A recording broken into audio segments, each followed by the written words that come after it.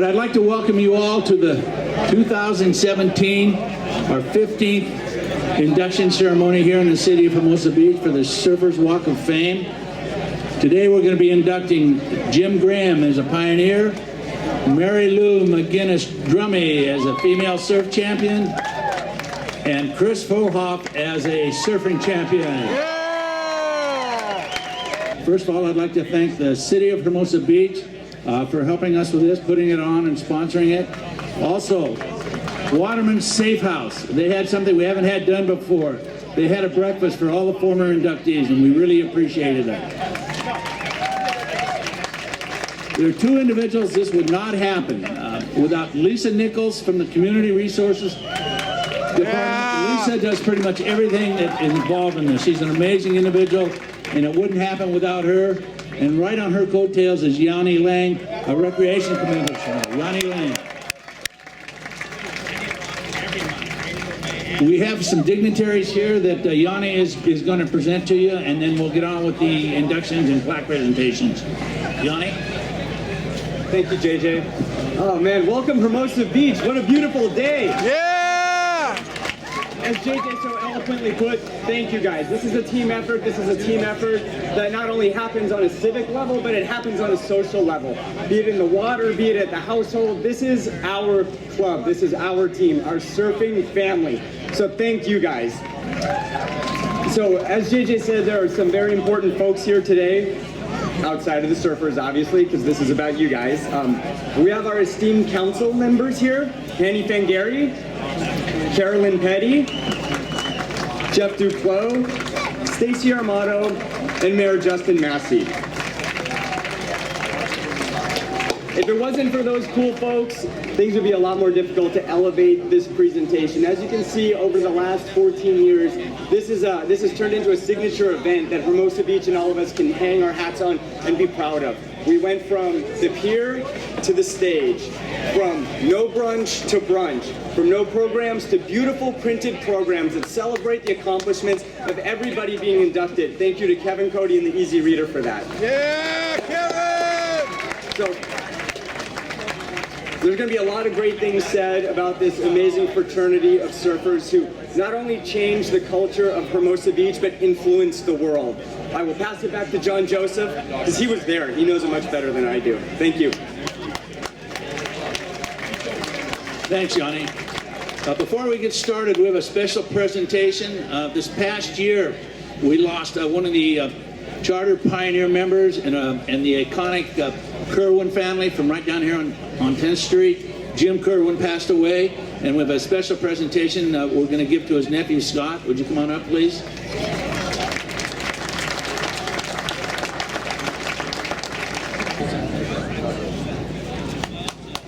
Well, I want to thank whoever's responsible for this and the city, and just to let you know that actually all the Kerwins were actually all born right there. So this was their playground. The white building, the 3 windows upstairs above the Palmilla restaurant, that was where they lived. And they were all 9 kids were all born there, so it was pretty natural for them to actually be surfers and good beach people. And my Uncle Jim was the last of them. He died. He was 95 years old, but he was probably maybe not the most athletic, but he's the one that won all the paddling contests back in the day, and it was a very big deal back in the 30s. And in the 30s, and then it kind of faded out in the 40s. But Hermosa Beach was really a big center and beach town. I mean, you couldn't find space on the beach out here. So, I mean, I don't think people realize it, but it was a popular place, and it still is. But anyway, thank you. Thank you, Scott Kerwin. Next, what we're going to do, something that you can't do. You can't go to Dodger Stadium or the Coliseum and sit next to a Hall of Fame baseball player or football player. Here today, you have that opportunity because out amongst you, there are probably 14 or 15 living legends in the history of Hermosa Beach surfing. They all have plaques on the pier. And if you would all stand up, I would like to just introduce you one by one as I go around through the crowd. So please, anyone that's, today's inductees do not need to stand, but everyone else, please stand up. Don't be shy, come on, we need to know who you are.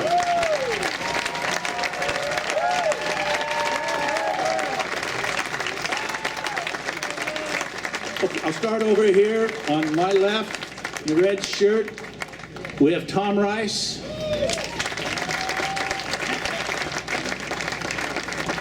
Back here in the black, we have, is that Kelly Gibson? Yeah. Kelly Gibson.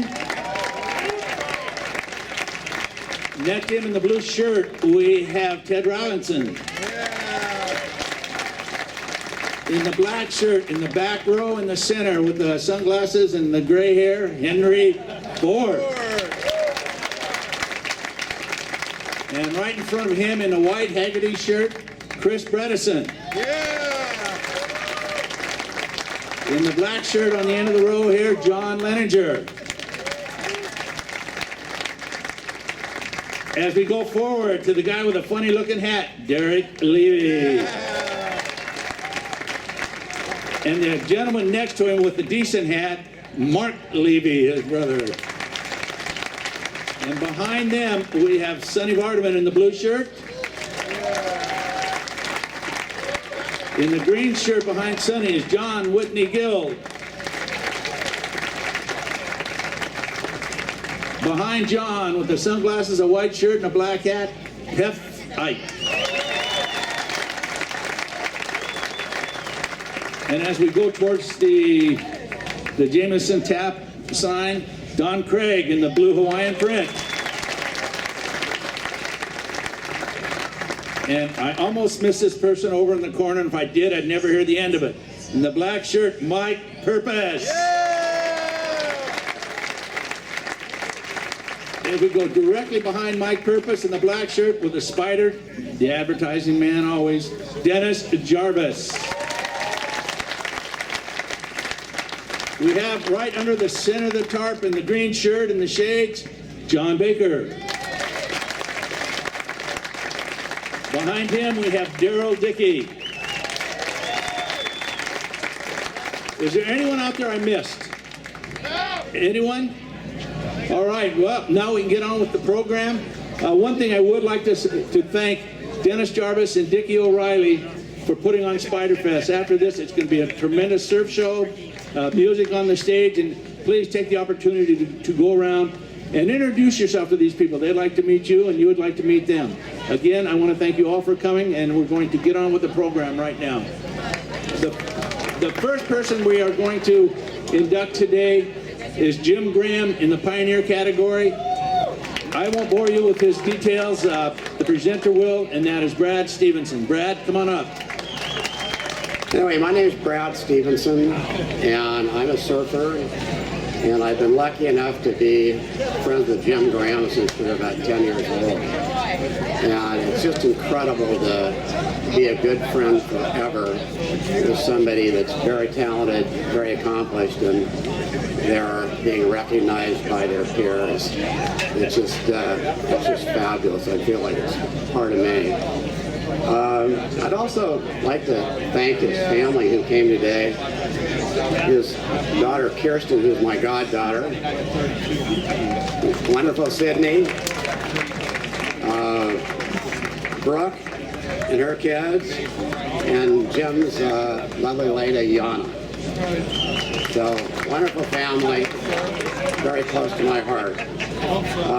Also, congratulations to Chris and Mary Lou.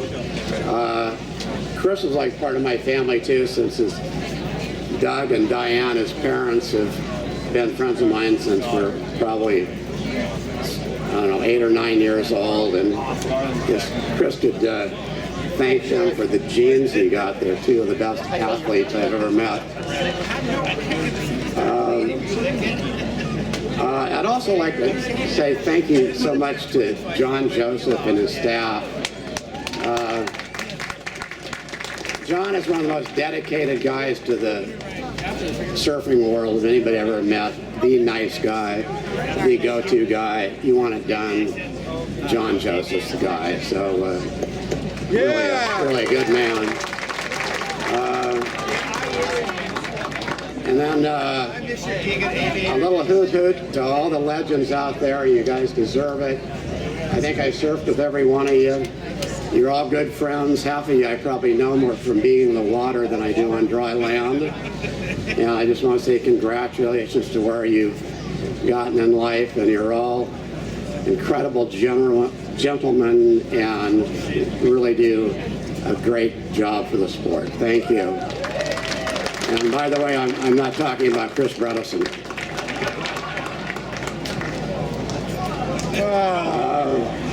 Sorry, Chris. I love you. Okay. I'm here to introduce Jim, and obviously everybody reads the Easy Reader, Facebook. You've known him forever. He's got accomplishments in volleyball, swimming, surfing, paddling, and I know you've read it and you're sick of it, so what I've decided to do is just talk about myself. I'm just kidding. Starting off, Jim and I met when we were about 10 or 11 years old down at 26th Street in Manhattan Beach. Skimboarders, mat surfers, body surfers, staring at all the young wahinis, just having the time of our life. And one magic day, an old hollow kook box floated in up the shore.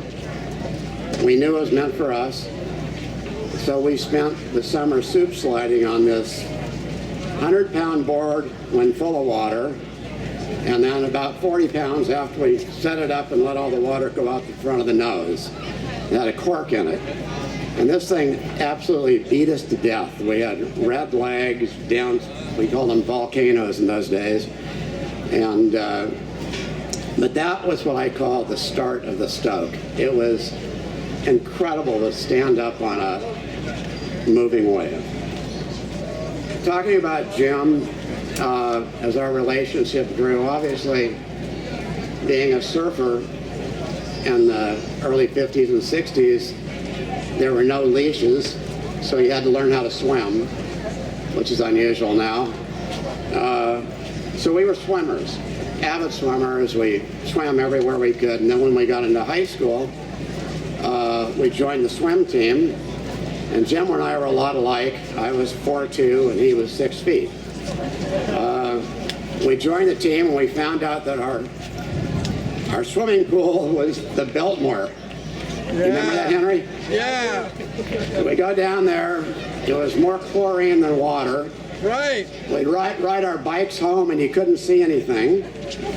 It took 5 laps to do 100 yards, and it was awful. We finally got transferred to El Camino, which was like going to the Olympics. Jim was a top breaststroker as a freshman. This was before breaststroking, where he actually had to come out of the water. So when he first took off, he would swim 2 laps and never come up. So we didn't know if he won or lost, and all of a sudden he'd pop up first and we'd all cheer him, and that was great. That went on for a couple years and they changed the rules. Jim transferred over to Santa Monica High School his sophomore year, got on the swim team there, and found out he wasn't only a breaststroker, but he was a freestyler. Ended up his junior year becoming a high school All-American, which was incredible. And then senior year, he broke more records. And I believe it was his junior year, his swimming coach asked him to try out for the lifeguards. Well, at 17, he was the youngest guy to try out for the Santa Monica lifeguards, 200 guys. And Jim came in second. So anyway, Jim became a lifeguard. He was also a paddler. He and Mike Doyle and a couple of our friends all paddled the Catalina race. Jim made it most of the way and then kind of had an injury on the halfway to the Hermosa, but he tried. Later, sorry, and anyway, then he formed a team of outrigger paddle guys from the lifeguards in Santa Monica. They went over to Hawaii and placed third place in the Molokai Channel race, which is anybody's ever paddled Molokai. It is the worst, roughest channel in any place in the West. It's just awful. So they got third, met Duke Hanamoko. Then Mike Doyle and Jim decided to stay there to surf in the Kaha contest. And then, if you know Jim is up until contacts, used to wear these Coke bottle glasses, and we'd always have fun walking down to the beach, and he'd put his glasses on his towel. Once he got into the water, we'd steal his towel and watch him later come up to the beach, rocking on. Anyway, Jim got over there, and one of his great moments was going out to Waimea, and I'm sure he had no idea how big it was. Ended up being 25 feet. He rode waves. He came home, called me, told me, and I went, no way, how big really was it? He goes, 25 feet. The worst part was 6 months later at Pier Avenue, all the surf movies started coming out, and I'm there with all my little buddies in high school, and here's Waimea, and they say, and here's Jim Graham, and we all went, oh no, he really did it. Okay, so now you know Jim is not only an announcer, which a lot of people know him for, but a great surfer, paddler, and a true waterman. To end up really quickly, Jim went to work for Hap Jacobs, one of the true gentlemen of the sport, one guy I love. Hap Jacobs and Sonny Vardaman are two guys that could walk around and truthfully change the way people think about surfing. They were two older guys that actually my parents liked them, which was really weird for surfers. Jim worked for Hap and then got a call one day from a TV studio saying, we want to do a surf show, we don't know anything about it. Hap wasn't around, so Jim says, I'm in charge. So Jim met with Hap, Stan Richards, formed the whole show Surf's Up. I don't know if any of you remember it. It was back in the 60s. It was on for 3 years. Yeah, Channel 9. And Jim would have all these famous surfers from Mickey Dora to Hobie to Phil Edwards, Lance Carson on and show their films, and it was really fun. I don't know what happened to it. It died, but it was probably the first TV film. And John Joseph's probably going crazy here. They ended up, and again, thank you so much for coming. And I just see so many great friends and friends of Jim's, and this crew over here is ridiculous. I've known them all since I was 10 years old. Anyway, I just want to say how blessed I am to have been born in the South Bay. I can't think of a better place. The 50s and 60s, it was definitely Surf City. My friends I had in the 50s are still friends today. I thank my parents so much for bringing me to this town and in the South Bay and allowing me to be a surfer and taking my friends all over on trips and just being great people. So thank you all. I love you. Couldn't be a better group. My friend Jim Graham. Okay.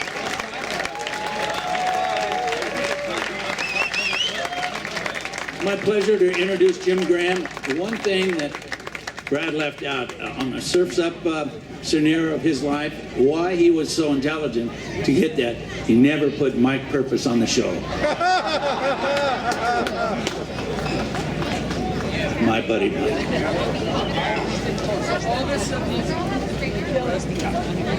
And as unaccustomed as I am to speaking in public, it's interesting, this little timer thing here, 5 minutes. I think Brad exceeded it by about 15, but thank you for those nice remarks, Willie B. I'm blessed. I was born and raised in Hermosa Beach, my hometown, and I'm back today. And I see an awful lot of good old friends out there. I guess the first people to thank were my parents, Jerry and Lee Graham, for deciding to move to Hermosa Beach in 1940. And I came along in 1942, do the math, and I'm still standing, thank goodness. The alternative is maybe not so great. Anyway, Hermosa Beach was a sleepy little town in those days. From July 4th to Labor Day, it bulked up with the folks who had homes here, summer cottages. Don't see many of those around here any longer, and if you do, they're probably 1.4 million. But from Labor Day weekend till the next July 4th, it was Hermosa Beach with about 1,200 people living here year-round. No freeways to get down here. Just the hardcore people who had a love affair with the ocean, whether it be a fisherman like my good friend Hal Armandroid, Hap Jacobs, the Maestros, etc., where their families were down here, and they were building a lifestyle that we really had no idea about when we were growing up. I was talking to Doug Frohoff, Chris's dad, who was a classmate of mine in the day in Manhattan Beach, about we didn't realize that going to the beach and playing in the water, whether it would be on a surf mat, an old Converse surf mat, or body surfing, or building a little belly board out of a white pine and shaping it up like the shape of a surfboard. We didn't realize that we were developing a lifestyle that would be emulated, and then Madison Avenue picked it up after Gidget came out in 1959. And the Endless Summer, of course, putting us on the international map. We just lived the life. We made up games, we played in the ocean, we played on the beach. The girls were playing volleyball in those days, and they had lumps in their t-shirts, so that after we got out of the water, that's where we wanted to be, go find out what that was all about. And it's grown into this. Hermosa Beach, 1,200 people in the 40s and 23,000 people in 1 square mile here now. So it has clearly grown, and the surf experience and the water experience, though, that all of us that are here, especially those people that have had the opportunity to get in waves, we have a love affair with the ocean which will never dissipate. I've made my home in Colorado for the last 25 years. Miss the beach a lot, get out here 3 or 4 times a year, get in the water, not as often as I used to or I would like to, but gosh darn it, I still try to get in the water and enjoy the enjoyment of that. And our heroes when we were growing up were the Bob Hogans and the Hap Jacobs and the Hoppy Swartz. And I was blessed in my life to meet those people and become part of their life. In the winter, they were lifeguards or the lobster and abalone fishermen. During the summer months, they were safeguarding the public who came down to the beaches. I was also blessed to meet a young lady from Redondo Beach, marry her, and have 2 beautiful daughters with her. The marriage didn't work, but she is the mother of my daughters and a delightful lady. She went to Redondo High School, Janet Reister, for those of you that have been around a while. My daughters, Kirsten and Sydney. I do also want to introduce my stepdaughter, Brooke Oakley Lopez. She's down here in the 2nd row.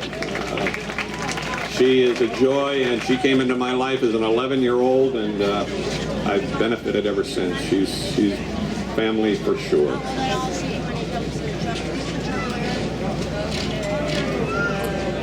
One of the, there's several people to thank in my life. I've mentioned my parents. I want to mention Hap Jacobs, who hired me as a 21-year-old snot-nosed kid, not a great deal of confidence, but he turned over his business to me to run the front of the shop. Had a few altercations there. Purpose occasionally would come in wondering why he couldn't get another surfboard after only 3 weeks of the previous one. Or a Greg Knoll coming up and wondering why we wouldn't take his trade-ins in the day because we couldn't sell them. He and Mike Stang were not happy that I had to tell him that at 8 o'clock one night as I was getting ready to close the shop, and I was shaking in my boots, but I think we've finally gotten over that. The Brad Stevenson family, Hazel and Ed Stevenson. A rough time. My mom and my father divorced when I was pretty young. And me and my 3 siblings, my brother Michael, my brother Richard, and my sister Mary, single woman in the 40s and 50s, it was not an easy time. It wasn't equal, it wasn't fair. She did the best she could. And one of the things she did was stayed in the South Bay in Hermosa and Manhattan, which formulated my life to a great extent. At one point, Catholic Charities stepped in. We were members of the American Martyrs Parish for years and years. And my mom was struggling with alcohol, trying to make a life for us. Charity sent my brother and I out to St. John Bosco, a school still in business out in Bellflower, California. At that point, it was a boys' school, not a reform school, but it seemed like it at times, I think. During the summer months, they closed the school down, and Brad Stevenson's family took me in and allowed me to live with them.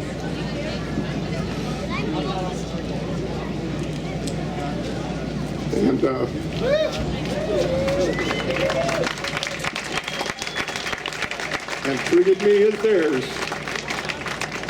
God love him. Ed passed away too young. Brad's mother just passed away 2 weeks ago, Hazel, at 96 years old, and she'll be missed. She lived a full one, a tremendous lady. And Brad's brother Tucky and his sister Denise, they welcomed me into their home. Never forget it. I've had quite a ride since. I only went to school to look at girls, to swim because it was a place where, because I had some success, I saw my name in the newspaper after swim meets, and it gave me a sense of accomplishment. I think the real big boost came when a former El Camino swimming coach, Rudy Kroon, encouraged me to take the Santa Monica lifeguard test as a junior in high school. He said that I had the abilities in the water and the ocean to probably be a pretty darn good lifeguard, even in spite of the fact that I couldn't see in front of me at all until I started wearing contact lenses on a full-time basis, which I still do. So I took that test, had some success in the test. They hired me, and that's another group of people I wish to thank today, specifically Dick Kaiser, who he and his buddies, who are all 4 or 5 years older than I was working the South Beach of Santa Monica, welcoming me into that fraternity of lifeguards, which in my growing up years had been my heroes. 2 or 3 years later, I went to work with LA County. I was a mercenary that I was. They were making 34 more cents an hour than the city of Santa Monica's lifeguards before it all merged. And I said, oh, I got to be there. That makes a whole bunch more sense. And went to work at Zuma Beach. Got my name on the Taplin Bell a couple of times, lifeguarding in the competitions. A few years later, Dwight Crum, who got laryngitis, handed me the microphone and said, we need some help with the International Surf Festival. Can you help us out? And up to that point in time, I had done the Surf's Up TV show, as Brad had alluded to. Also done a myriad of surfing and international lifeguard competitions. And I said, well, I think I can handle the mic tonight if you'd like me to. Never gave it back to him for 15 years. I love my beach experience. I love my friends that I have made there. I also wanted to acknowledge my girlfriend, Yana Moore, a young lady from Texas. We even got her on a surfboard once. She has been my companion for 7 years and is a delight. She is a favorite. Anyway, I'm honored and humbled to be being inducted onto the pier with the august group of surf and watermen and women that are on the pier presently. I join them into that fraternity/sorority with great humility, and thank you all very much.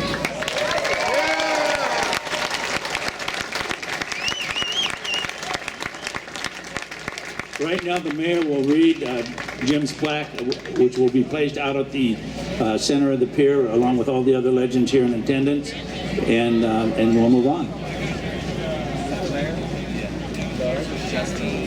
Mayor. Thank you, John.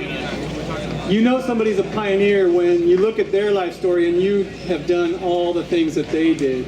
I've raced outrigger canoes, played volleyball, surfed, and just about everything else that Jim has done in his life, a generation or two before me, and I think I speak for a lot of us in saying that. So, Jim, it's my pleasure to read the plaque that will go on the Walk of Fame in your honor.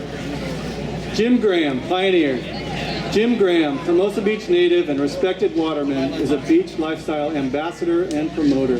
Jim served as associate producer, technical advisor, and occasionally as co-host of RKO General's Surf's Up television show from 1963 to 1966. A former Jacobs surfboard shop manager and surf team member, Jim also competed in international surfing, body surfing, tandem surfing, and paddling contests. He also notably served as head of the USA Surf Delegation at the 1965 World Surfing Championships in Lima, Peru, where he placed second in open tandem. In addition to his time in the water, Jim served as the announcer of major surfing and lifeguard competitions on the West Coast, including the annual Lifeguard Taplin Relay. He also was a member of numerous organizations, including former director of the LA County Junior Lifeguard Program at Zuma Beach, and a charter member of the United States Surfing Association in 1960, in addition to his former membership on the International Surf Festival Committee. It is my pleasure, Jim, to induct you to the Hermosa Beach Surfers Walk of Fame.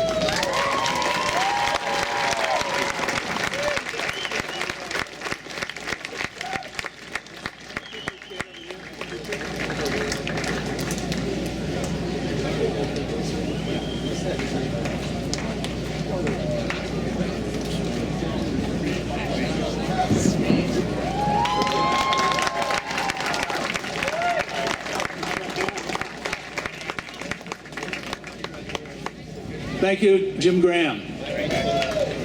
It's my honor and privilege to announce our next inductee.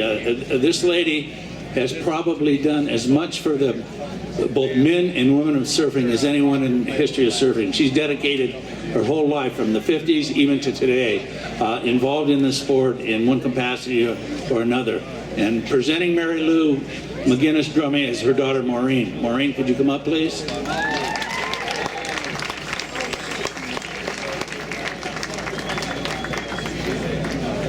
I'm honored to speak on behalf of my mom, Mary Lou McGinnis-Drummy, today, as she is awarded the Female Legend of 2017 for the Surfers Walk of Fame here in Hermosa Beach. It's a wonderful feeling for our family to celebrate this award, only blocks from where my great-grandparents used to have their beach house at 1920 The Strand. My mom grew up spending Christmas, Easter, and summer vacations on the Strand. She enjoyed riding her bike, bronzing on the beach, and most importantly, surfing down at 20th Street. It was in 1954 at the age of 12 that my mother's passion for surfing began. For Christmas, she received her first surfboard from my great-grandfather. It was a 9.6 classic Velzy & Jacobs gun. She couldn't wait to ride it. She took it down to 20th Street and started waxing her new board. It wasn't until another surfer walked by and pointed out to her that she was waxing the wrong side of the board that my mom realized she had a lot to learn about this new sport. She proceeded to paddle herself out to the lineup and watched every surfer as they rode by. She picked up on the finest of nuances and slowly began teaching herself how to surf. She surfed every chance she got. She began to build a classic and timeless style of her own with fancy footwork and precise turns. Her surfing really progressed at the age of 14 when she started surfing on Bing surfboards with a shape that was wider, longer, and easier for her to trim. When she was 17, she moved to Hermosa Beach full-time and surfed every day, predominantly at 20th Street. It never bothered my mom that she was the only girl in the water. She shared waves with the guys she surfed with, and she knew how lucky she was to be a part of this incredible sport. By the time she was 20, my mom began her competitive surfing career as a Dewey Weber team rider. She vividly remembers those early days of competition. She had to wear a helmet when she surfed in the second United States Surfing Championships at the Huntington Beach Pier in 10-foot closed-out surf. My mom loves to talk about how the women always had to paddle out when the conditions weren't the best. In 1965, she finished 5th at the United States Surfing Championships, and she had a first-place win at the Santa Monica Open. With success in the contest forum under her belt, my mom soon gained recognition in the world of modeling, advertising, and motion picture films. She was featured on magazine covers as one of the first model athletes of her time. She appeared in ads for Bonnie Bell and Michelob. She traveled and surfed around the globe in 1969 to film the surf documentary, Follow Me. And as my mom continued to travel and see more of the world, she realized that the small number of female surfers that had existed in the 50s and 60s had suddenly exploded into a full movement of women surfing their way into the 70s. With a newfound surge in women surfing, my mom helped to organize and run the Women's International Surfing Association in 1975. She spent 15 years putting together this California surf circuit for professional and amateur female surfers. In 1990, WISA eventually merged with the United States Surfing Federation and became the Western Surfing Association. My mom was elected as the executive director, a position she still holds today, almost 30 years later.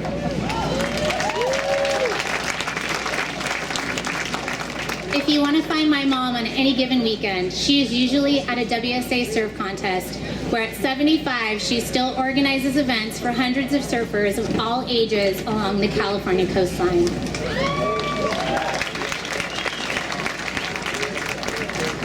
In addition to her years of running surf contests, my mom has been a nationally and internationally recognized surfing judge.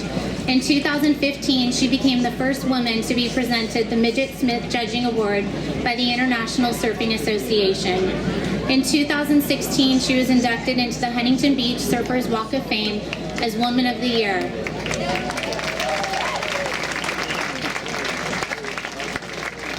My mom has definitely left her mark on the sport of surfing.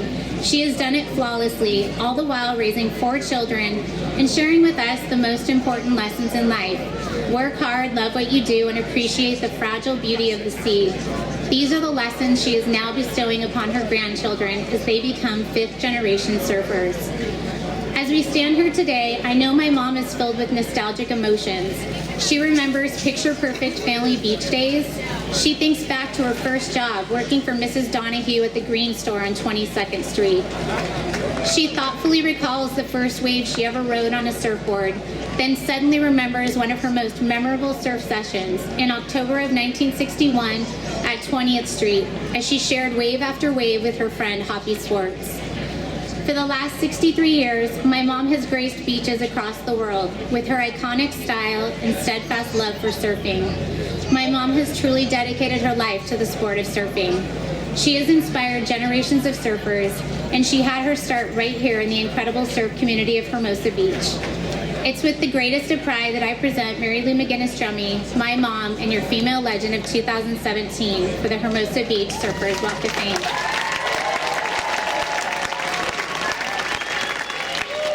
Thank you, Maureen. So happy to introduce here Mary Lou McGinnis-Drummy. Mary Lou.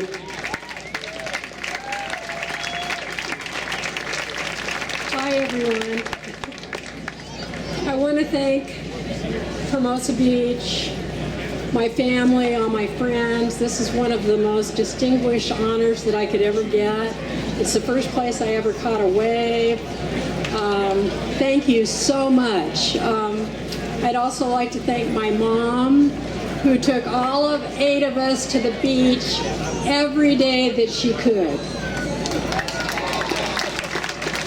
Thank you. Thank you.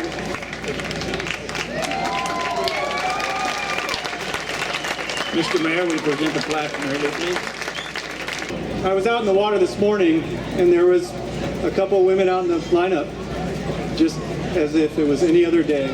And when I look at Mary Lou, I see an unbroken line from you to the women out there who are having fun and absolutely killing it out in the lineup.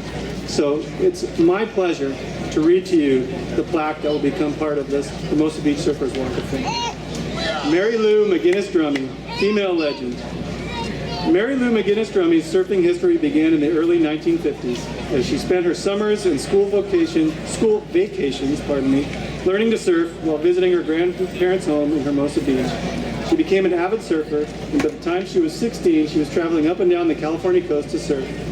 Mary Lou began competitive surfing in 1959 and continued to compete throughout the 1970s and into the early 1980s. Her surfing skill catapulted her notoriety, and soon she was hired for major movie and TV roles as a woman surfing stunt double. Mary Lou also starred in the 1969 Stanley Ross-scribed documentary, Follow Me. She was featured on the cover of the first Los Angeles Times West magazine in September 1966. Poppy Schwartz taught Mary Lou how to judge in the 1970s. She was considered an excellent judge on an amateur and professional level. In 1975, it became clear that women surfers needed a voice, so Mary Lou helped create the Women's International Surfing Association, which was an all-women's competitive surf series in California. Mary Lou served as the executive director for this organization for more than 15 years.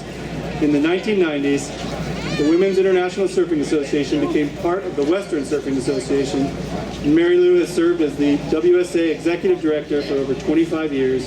She is recognized as a key player in the success of the WSA, and she continues to organize and run events up and down the west coast of California. Over the last 40 years, Mary Lou's positive attitude and genuine commitment to the sport of surfing has impacted many in the surfing world. It's my honor, Mary Lou, to induct you into the Hermosa Beach Surfing Walk of Fame.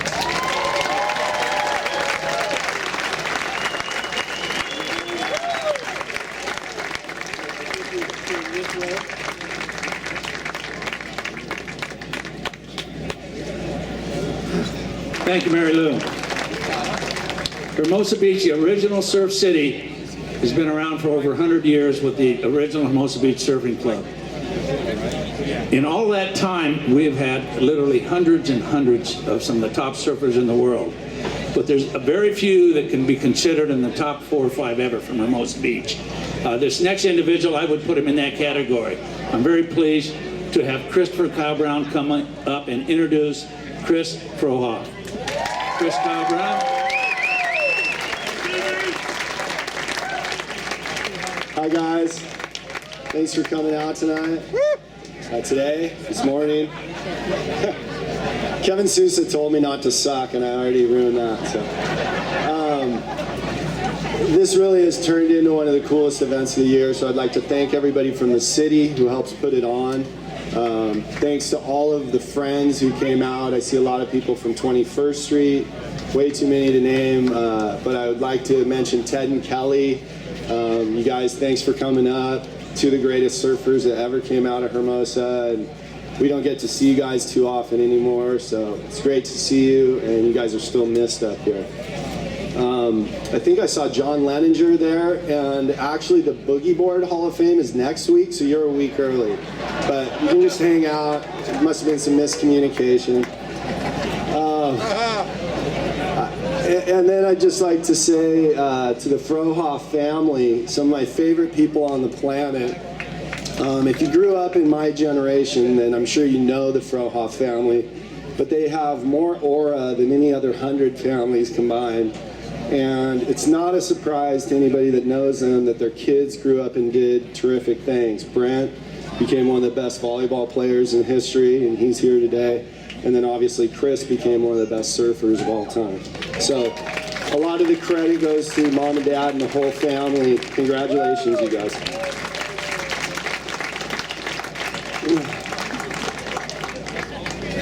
I'm very happy to be here today to give the introduction speech for Fro, because this guy is so incredibly humble that even a lot of his close friends might not be aware of some of his amazing accomplishments or how highly regarded he was by the other pros of his era. Among his long list of accomplishments, he's one of the few surfers in history to hold both the men's and boys' national titles at the same time. During that era, he beat rival Tom Curran so consistently that Curran famously remarked, "Chris Frohoff taught me how to lose." Fro also went on to a long and stellar pro career with highlights ranging from making the finals in the Pipe Masters in huge conditions to beating a young Kelly Slater at the San Clemente Pier on his way to winning that Bud Pro Tour event.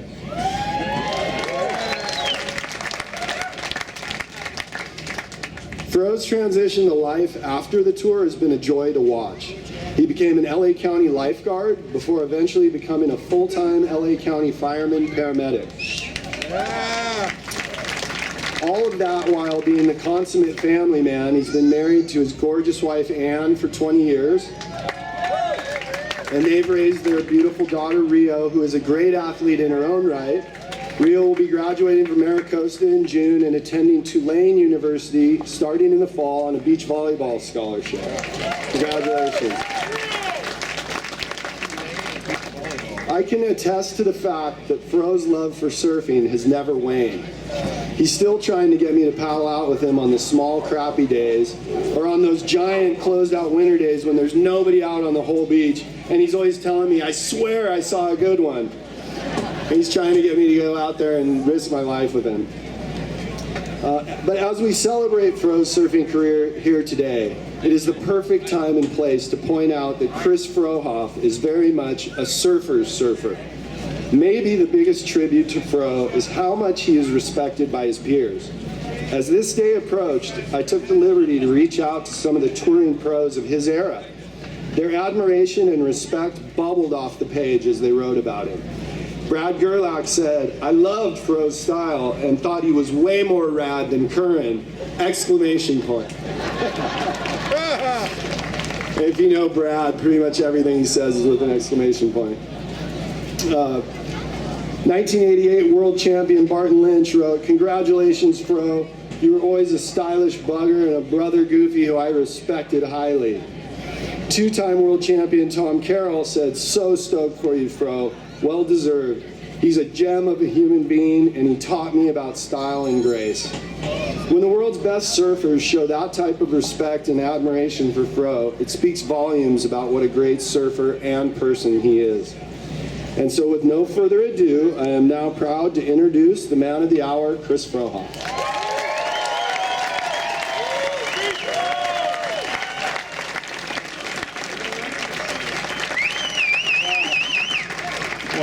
Wow. Thanks, CB. Whew, time for the kind words, brother. And congratulations on landing the beautiful Laura Sikora. Best man to best man, I am honored to have you ask me to be along for the ride. And that means I will be giving a toast to your wedding, so this is good practice for me. I'm not very comfortable doing this. Much more comfortable towing into a giant barrel than standing up here giving a speech today. Congrats to Jim and Mary Lou on their induction. Thanks to the City of Hermosa Beach and Jazzy from Waterman Safe House for putting on such a great event. Thank you, Mom and Dad, being the best parents ever. I love you.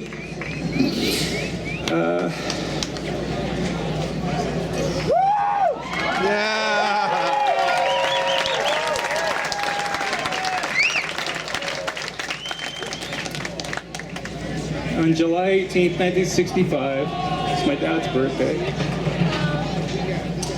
he went surfing. Hey, as a legend has it, Mom's water broke and she started having contractions. She went down to get Dad out of the water, standing there frantically, come in, come in, come in. Pops did what all surfers did and said, one more way.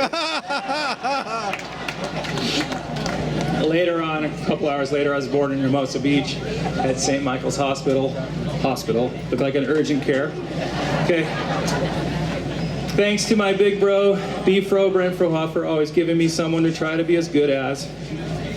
It was always challenging being 2 years younger, trying to keep up with you.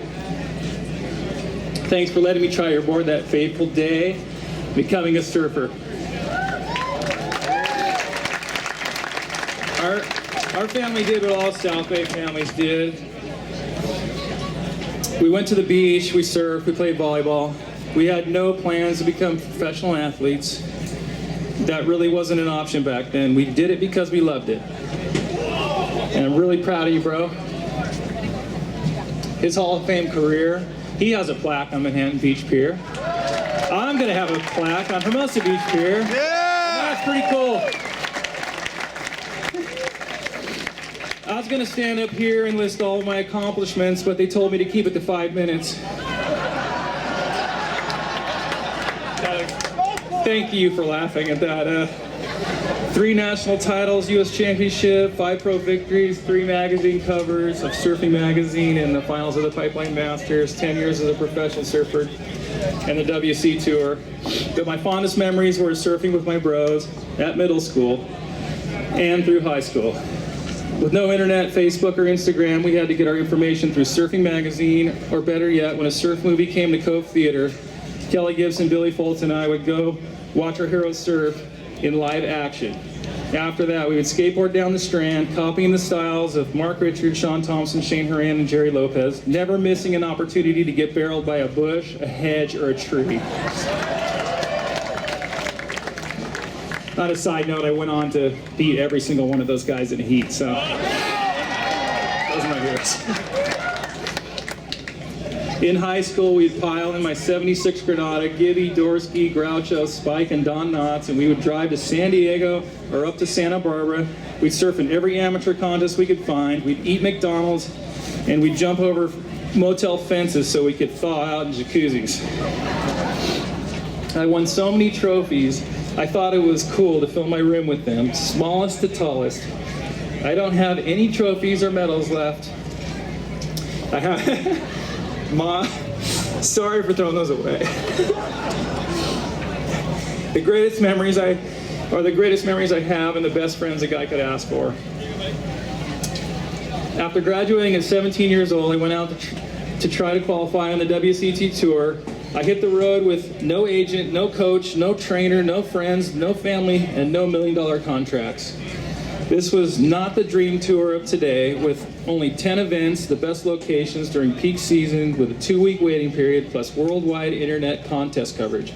No, this was planes, trains, boats, and automobiles. The Nightmare Tour, 22 plus events, crisscross the globe in no particular order, events that ran no matter what the condition, onshore in 2 foot and raining, your heat starts in 10 minutes. To qualify for the big leagues, the WCT, and that was a huge accomplishment for me. It was a brutal tour. I learned to live with jet lag. I had close encounters with sharks in South Africa, Australia, San Francisco, landed sideways in a 747 during a windstorm in Spain where 300 people died the week before attempting the same thing. I got hit by lightning in a commuter plane to Sydney, and after takeoff at Todos Santos, Mexico, one of our 2 engines caught fire and quit, so we had to make an emergency landing on another island with no runway. I got shish kebabbed in Fiji. I got hospitalized in Brazil for a week with food poisoning and nearly drowned at giant Waimea Bay. But what doesn't kill you makes you stronger, right? We've all heard that, right? So there were some great times, though, like scoring Mundaka with nobody out, surfing J-Bay to 10 foot for a week, soloing 15-foot Margaret River until the sun went down, getting perfect Fiji and epic Tahiti. Yeah, and Mandizzle. Don't forget Mandiri Beach. My whole life, I've never lost a passion for surfing. I'm a surfer just like you. I wake up every day psyched to find perfect waves with my best friends. I'll text BG, CB, and all my bros to make that happen, because that's the best feeling in surfing in the world. And you don't have to be a champion surfer to know that. Thank you all for coming. Thanks for the support. Thanks for the LA County Lifeguards and the LA County Fire Department for showing up. That was a surprise. I love you guys. Especially my everything, my beautiful wife, Anne Marie, who gave us our strong and wonderful daughter, Rio Marie Frohoff. I love you both. Thanks for everyone for coming.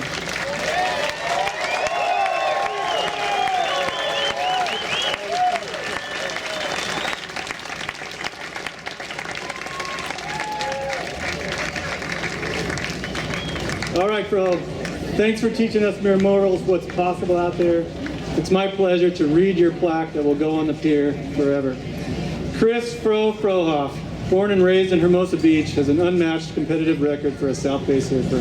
He dominated the amateur ranks by winning the juniors and men's national titles in 1981 at the age of 15. He also won the United States Championships in 1982, followed by another men's national title in 1983.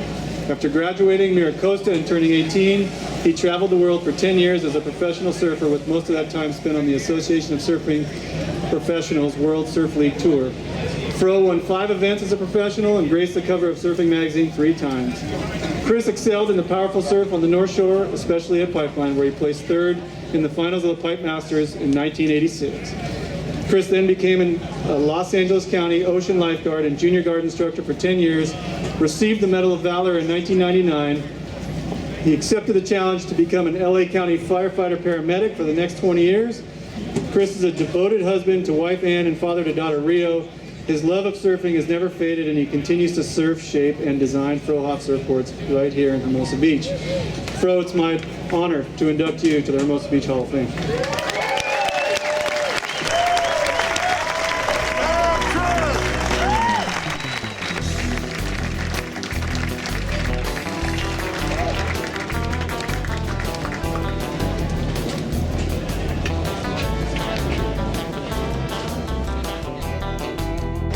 I want to thank Spider again for Spider Fest and Jeff at Waterman's for hosting us this morning. I want to thank you all for coming and hope to see you next year.